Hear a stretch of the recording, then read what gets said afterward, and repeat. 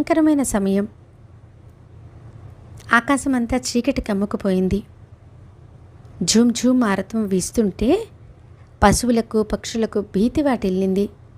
సూర్యుడు అస్తమించి సాయంకాలమైంది. అకస్మాత్తుగా సుడిగాలి వీచి అది ప్రబలమై భయంకరమైన సంచలనం చెలరేగింది.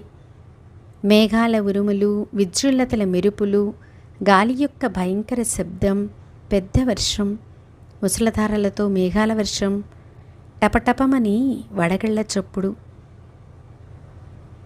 గ్రామస్తులు భయపడిపోయారు. దూడలు పశువులు అరవసాగాయి. బికారులు భిక్షగాళ్ళు మసీదు చూరు కింద తలదాచుకోవడానికి వచ్చారు. పశువులు దూడలు కూడా మసీదులో ఒక దగ్గరికి చేరాయి. మసీదు కిక్కిరిసింది. నలువైపులా నీరే. గడ్డి కొట్టుకుని పోయింది.